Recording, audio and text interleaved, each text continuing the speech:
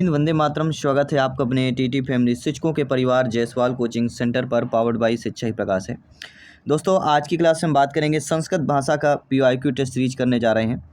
संस्कृत भाषा के पीओआईक्यू test series में हम यहाँ पे 30 प्रश्न करेंगे।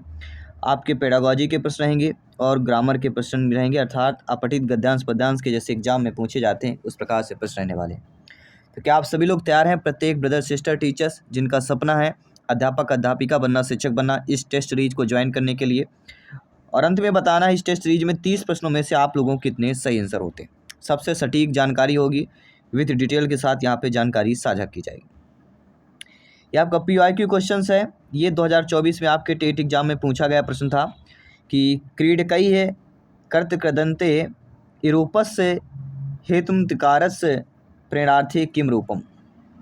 यानी क्रीड धातु से प्रेरणार्थक जो दे लगाने पर रूप में परिवर्तन होने के बाद क्रीडापयति, क्रीडकई में कर्तकृदंते अर्थात क्या दिया है, क्रीड धातु में प्रेरणार्थक लगाने पर रूप परिवर्तन के बाद क्या हो जाता है, इतस्य हेतुम तिकारक प्रेरणार्थी किम रूपम। प्रेरणार्थक अगर उसमें धातु लगा दिया जाए क्रीड में तो परिवर्तन होकर वह क्या बनेगा, क्रीडापति, कापयति, काणयति या क्रीडापयति। तो क्या बन जाएगा, क्रीडापयति बन जाएगा। डी ऑप्शन इधर राइट आंसर हो जाएगा। सभी लोग समझ गए जिसका अर्थ क्या होता है। क्रीडापयति मतलब क्या होता है, खेलवाता, कहते हैं वो खिलवा रहा, मतलब खिलवाता हो जाएगा इसका। तो धातु से संबंधित एग्जाम में प्रश्न पूछे जाते हैं तो आपको तत्पर रहना है। अगला दूसरा प्रश्न है, आपके एग्जाम में आया हुआ प्रश्न है कि प्रति शब्दस्य सर्वविभक्तिषु एक रूपतम किम रूपम। यानी प्रति एक अव्यय शब्द है, प्रति शब्दस्य, प्रति क्या एक अव्यय शब्द दे दिया गया, सर्वविभक्तिषु एक रूपतम किम रूपम। अर्थात अव्यय वे शब्द होते हैं जो सभी विभक्ति वचन लिंगों में हमेशा एक समान अर्थात एक रूप में रहते हैं, उनका रूप कभी नहीं बदलता है, इसलिए वह अव्यय हो। प्रति एक अव्यय शब्द है। प्रति शब्द से कौन सा है, जो सर्वविभक्ति से एक रूपतम किम रूपम, मतलब एक इस प्रति इसमें से क्या होगा जो कभी सभी विभक्ति वचन लिंगों हमेशा एक समान एक रूप में रहता है। तो आप ही प्रथम एकम नहीं, यहाँ पे अव्यय होगा। ठीक है, अव्यय जो होता है प्रति एक अव्यय शब्द है, और अव्यय वे शब्द होते हैं जो सभी विभक्ति वचन लिंगों में हमेशा एक समान एक रूप में रहते हैं, उनका रूप कभी नहीं बदलता है। तो आज संस्कृत भाषा के यहाँ पे हम पीओआईक्यू टेस्ट सीरीज कर रहे हैं। सभी को कमेंट करना, फीडबैक करना। हमारी संस्कृत भाषा की टॉपर नोट्स भी है। टॉपर नोट्स प्राप्त करने के लिए आज ही व्हाट्सएप मैसेज करिए 9630689598। उसमें सारे मॉडरेट क्वेश्चन हमने कवर किया है, पीओआईक्यू क्वेश्चन भी कवर किए हैं, कंसेप्ट वाइज क्वेश्चन कवर किया गया है।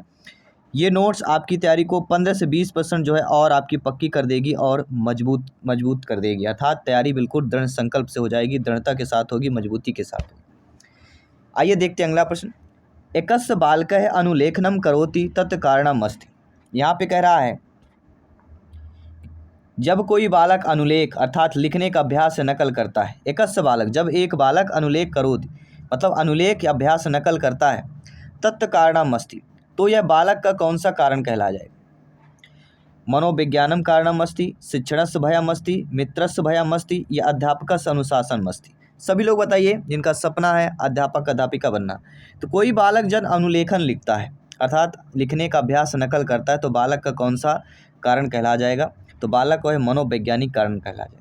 मनोवैज्ञानिक कारणम अस्ति क्यों होगा, तो बालक का मानसिक विकास सीखने की तत्परता से जुड़ा होता है, इसलिए मनोवैज्ञानिक कारण, क्योंकि बालक का विकास क्या होता है, सीखने के तत्परता से जुड़ा हुआ होता है, इसलिए वह मनोवैज्ञानिक कारणम अस्ति। फर्स्ट ऑप्शन इधर राइट आंसर हो जाएगा।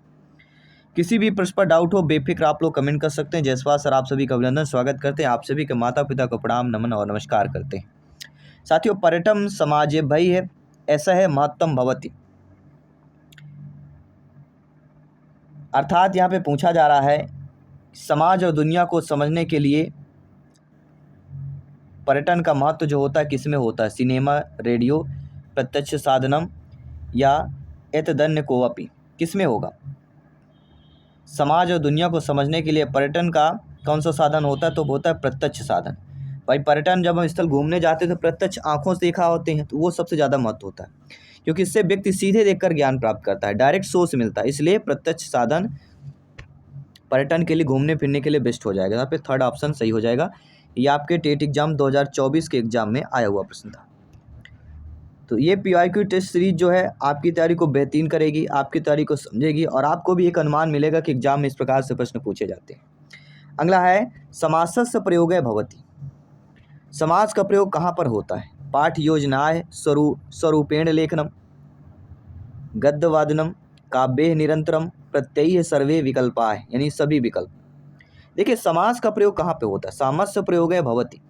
समास का प्रयोग भाषा के संक्षिप्त, सुंदर और प्रभावशाली बनाने के लिए पाठ योजना, गद्य और काव्य आदि सभी व्यापक रूप में तैयार होता है, इसलिए प्रत्यय सर्वे हो जाएगा। यानी पाठ योजना रूपेण में लेखन में होता है, गद्यवदन में भी होता है और काव्य निरंतर में भी होता है, इसलिए कार्य क्वेश्चन यहाँ पे जो प्रत्यय सर्वे विकल्प, सभी विकल्प सही हो जाएगा, क्योंकि संक्षिप्त और सुंदर भी लिखने के लिए भी होता है, प्रभावशाली बनाने के लिए भी पाठ योजना होती है, गद्य काव्य आदि सभी रूपों में व्यापक तौर पे तैयार होता है। इसके बाद अगला प्रश्न है जो और भी आपको इंटरेस्ट हो जाएगा, बहुत ही प्यारा सा प्रश्न है और इस प्रकार के एग्जाम में कई बार रिपीट होते हैं, मॉडरेट क्वेश्चन कहलाते हैं। पठन प्रक्रिया पूर्व ज्ञानम के आधार पर अर्थ का निर्माण करने की प्रणाली कौन सी कहलाती है? यानी कि पठन प्रक्रिया के पूर्व ज्ञान के आधार पर उद्भावगामी प्रणाली, अवरोहगामी प्रणाली, अनुशासनात्मक प्रणाली या पाठचर्या रूपरेखा प्रणाली, कौन सी होगी? सभी कमेंट कीजिएगा मेरे प्यारे प्यारे भाइयों की, प्यारी प्यारी बहनें, गृहिणी, ब्रदर्स, सिस्टर, टीचर्स। तो पठन प्रक्रिया के पूर्व ज्ञान के आधार पर अर्थ निर्माण करने वाली जो प्रणाली कहलाती है वह अवरोहगामी प्रणाली कहलाती है। टॉप डाउन अप्रोच जो होता है, टॉप डाउन अप्रोच में पाठक अपने पहले के ज्ञान को, जो बैकग्राउंड पीरियड नॉलेज होता है, बैकग्राउंड नॉलेज होगा, उसके संदर्भ का उपयोग करके किसी पाठ का अर्थ समझता है, तो वह अवरोहगामी प्रणाली, टॉप डाउन अप्रोच कहते हैं। सेकंड ऑप्शन इधर राइट आंसर हो जाएगा। इसके बाद अगला है, ये भी प्यारा सा प्रश्न पूछा गया है, सभी लोग फीडबैक कीजिएगा कि भारतीय संविधान की 8वीं अनुसूची में वर्तमान में कितनी भाषाएं? भारतीय संविधान की 8वीं अनुसूची में वर्तमान में कितनी भाषाएं हैं? सभी लोग बताइए। कई बार पूछा जाता है, रिपीट भी होता है, ये आपसे बनना चाहिए, बहुत ही नॉर्मल सा प्रश्न है कि भारतीय संविधान की 8वीं अनुसूची में वर्तमान में कितनी भाषाएं? 20, 22, 24, 16, टोटल सभी लोग जानते 22 भाषाएं हैं। जब संविधान लागू हुआ था तब इसमें अनुसूची में केवल कितनी? 14 भाषाएं थी। अगर प्रश्न आ जाए कि संविधान जब लागू हुआ उस समय कितनी भाषाएं थी? संविधान लागू होते समय उस समय 14 भाषाएं थी, लेकिन आज की डेट में 22 भाषाएं। 1967 के 21वें संशोधन द्वारा सिंधी को जोड़ा गया। अगर आए कि सिंधी भाषा कब जोड़ी गई, तो 1967 में 21वें संशोधन में जोड़ा गया। और भी भाषाएं पूछी जाती हैं अक्सर, एक कोंकणी भाषा पूछी जाती है, कौन सी? कोंकणी हो गई और मणिपुरी, कोंकणी हो गई और मणिपुरी, ये जो दोनों भाषाएं हैं, और नेपाली भी, कोंकणी मणिपुर नेपाली, ये 1992 के 71वें संशोधन द्वारा जोड़ा गया था। और इसके बाद जो पूछा जाता है 2003 में जब 92वें संशोधन हुआ संविधान में, उसमें क्या है? बोडो, डोगरी और मैथिली और संथाली जोड़ा गया। टोटल 22 भाषाओं से हैं। तो संविधान के संशोधन के बारे में अक्सर ज़्यादा डीप से पूछा जाएगा, तो संशोधन के बारे में पूछ लिया जाएगा, कब कौन सा सन हुआ था, ये आपको पढ़ लेना है। अगला है, अध्ययन समये विशेषण पदम यथावत, यथोचितम, समुचितम आदि नाम केंद्रीयता। अर्थात यहाँ पे बहुत अच्छा प्रश्न पूछा गया। यथावत मतलब होता वैसा ही, अध्ययन समय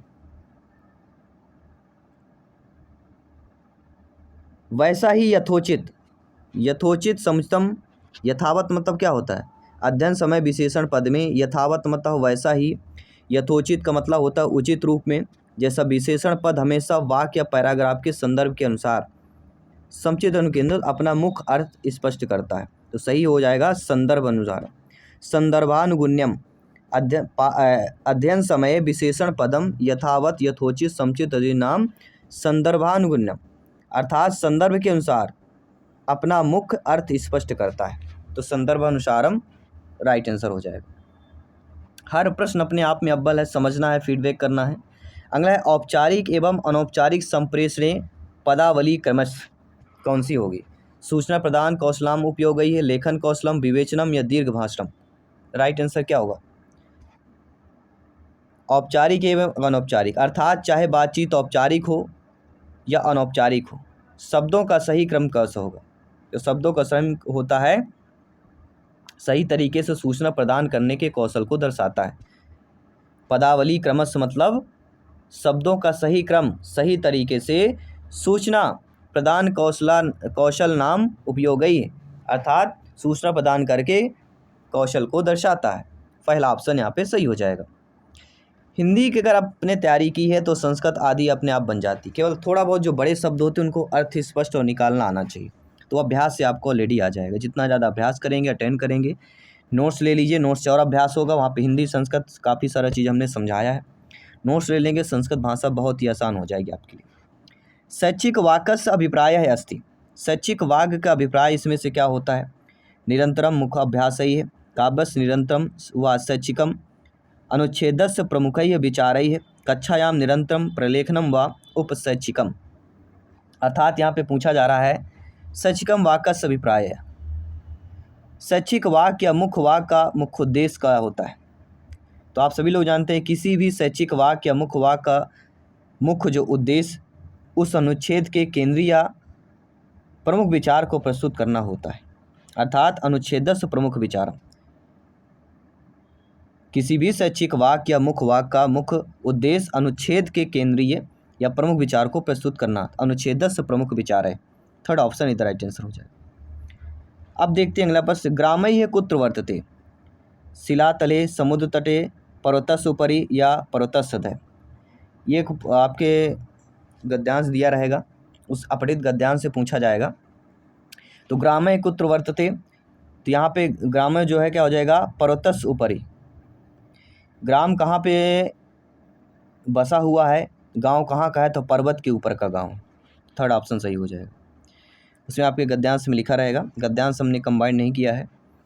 आगे जब हम पीआईक्यू करेंगे उसमें गद्यांश भी आपको दे देंगे, तो ज़्यादातर गद्यांश से ढूंढने में होगे। बाकी ग्रामर पोर्शन का हमारा ज़्यादा फोकस रहता है, क्योंकि एक दो क्वेश्चन ही उससे आते हैं, बाकी ग्रामर क्वेश्चन पूछे जाते हैं। अभिरामैः एवं समग्रे भविष्यति। ग्रामैः हानिग्रस्तैः समुद्र तटैः सामान्यैः। तो हानिग्रस्त मतलब नुकसान से प्रभावित, मतलब अभिरामैः एवं समग्रे भविष्यति, क्या भाई नुकसान से प्रभावित के लिए भविष्यवाणी होती, तो हानिग्रस्त ही हो जाएगा यहाँ। इसके बाद पूछा जा रहा है कि हानिग्रस्तैः समये केन सर्वे जनाः अभवत्। संकट के समय सभी लोग कैसे हो गए, तो संकट के समय सभी लोग भीति भाव महावत, अर्थात डर की भावना से युक्त हो गए। इसके बाद अगला प्रश्न पूछा गया था आपके एग्जाम पर कि हानिग्रस्ते ग्रामीणानां रक्षणं किम आवश्यकम।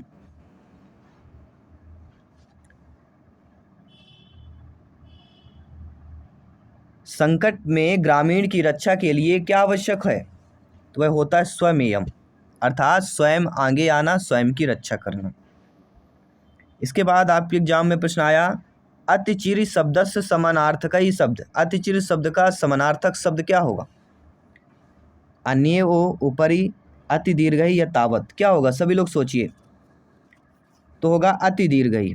अतिचिर, अतिचिर का अर्थ होता है बहुत लंबे समय या बहुत लंबा, तो इसका समानार्थी अति दीर्घ हो जाएगा।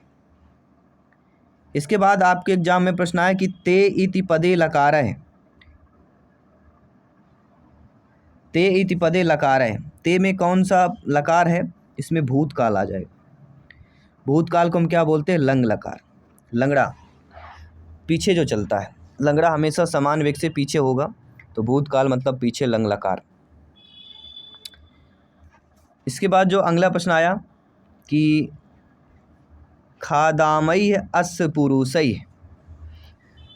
खादाम जो शब्द दिया गया है ये कौन सा पुरुष कहलाएगा, तो खदाम तो पहली बात तो लट लकार आ गया, तो क्या आएगा खादाम, यानी इसका पहले खाद धातु हो गया।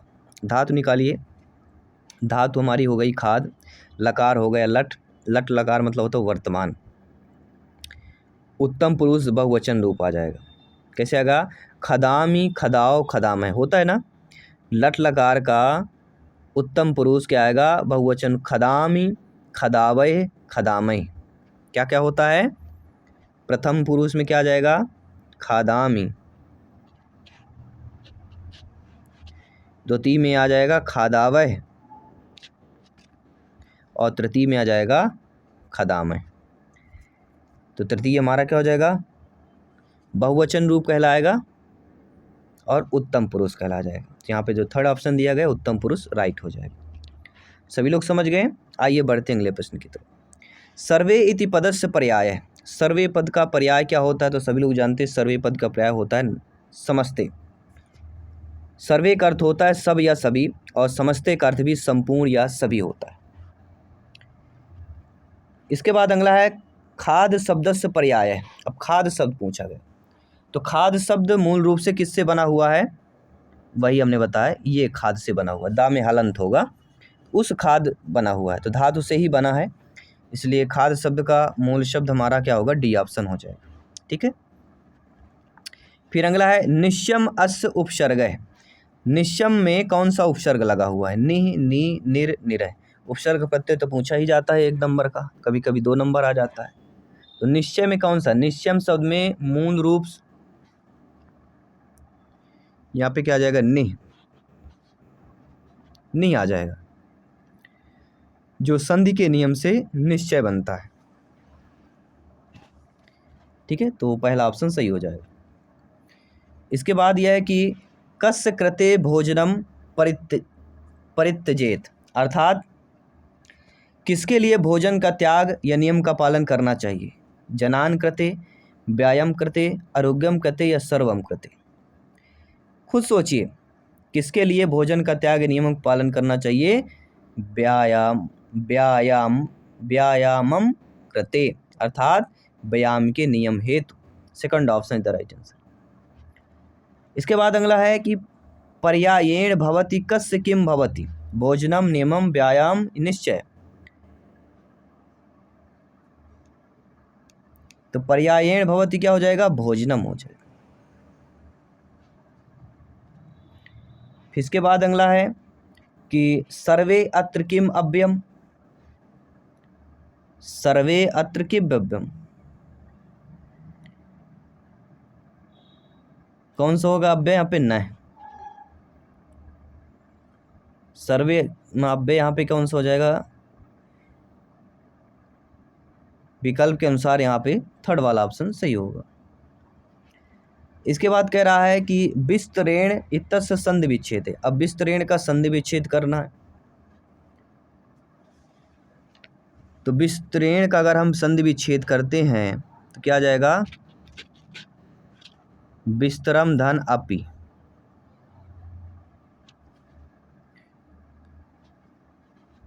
तो यहाँ पे जो सेकंड ऑप्शन है वह हमारा सही हो जाएगा। इसके बाद अगला है कि नियम इति पदस्य पर्यायवाची। तो नियम इति पदस्य पर्यायवाची नियमय हो जाएगा। बहुत ही सरल सा प्रश्न है, ये तो बहुत सरल, इतने इजीली आ जाएंगे तो आपसे बेहतरीन बन जाएगा। ये आपके प्रीवियस ईयर में आए हुए प्रश्न है। अगला है कागज पत्रम पदस्य समासः। कागज पत्र में यहाँ पे समास पूछा गया है, इसका समास क्या होगा? कर्मधारय, द्वंद्व, तत्पुरुष, बहुव्रीहि। तो आपको समास पढ़ना है, लकार पढ़ने हैं 5 और संधि पढ़ना है। ठीक है, उपसर्ग प्रत्यय पढ़ना है जो पूछे ही जाते हैं। तो कागज पत्रम, कागज पत्रम में क्या हो जाएगा? कर्मधारय समास हो जाएगा। कागज पत्रम पुनरावृत्ति संख्या, कर्मधारय समास। इसके बाद अगला है सा खाली स्थान इतस्य उचित स्त्रीलिंग रूपम। बालका, बालिका, बालिका या वन्यका, ये तो सभी लोग जानते होंगे। सबसे यहाँ पे स्त्रीलिंग बालिका होगा। सा एक स्त्रीलिंग सर्वनाम शब्द होता है, सा का मतलब होता है वह, इसलिए इसके साथ स्त्री संज्ञा पद जो बालिका होगा, जो प्रयोग बिल्कुल सही होगा। सा बालिका मतलब वह बालिका, वह लड़की। अगला बिना इत्यस्य उचितय प्रयोग है। बिना इत्यस्य उचितय प्रयोग है। तो यह हो जाएगा बिना, पहला ही ऑप्शन सही हो जाएगा। तो घबराने की ज़रूरत नहीं होती, प्रश्न को जितना ज़्यादा समझेंगे, अटेंड करेंगे, बेहतर तैयारी से तैयारी होगी। विद्यते इति पदस्य लकार है, विद्यते पद का लकार पूछा गया। विद्यते में मतलब कौन सा होगा, लट लकार आएगा, और लट लकार मतलब होता है वर्तमान काल, ठीक है, वर्तमान काल हो। विद्यते धातु रूप में वर्तमान काल, जिसका अर्थ या विद्यमान होता है। क्या होता है, या विद्यमान, विद्यते मतलब या विद्यमान। लट लकार वर्तमान, यहाँ पे डी ऑप्शन होगा, सॉरी वर्तमान काल होगा, ठीक है, तो ध्यान देना है। और तीसरा प्रश्न है, उचितम संधि विग्रह चुनित, वर्णा नाम लोका नाम समारह तिलोकी, अर्थात वर्णों के समूह को तिलोकी बोलते हैं, नहीं। वर्ण नाम गुणाम समारह, वर्णों के गुणों को हम चतुर्गुणी बोलते हैं, नहीं। वर्ण नाम युवा नाम समारह, वर्णों के युवाओं का समूह त्रिभुवन बोल नहीं बोलते। पर्णा नाम शाखा नाम समारह पर्ण शाखी, बिल्कुल डी ऑप्शन सही होगा।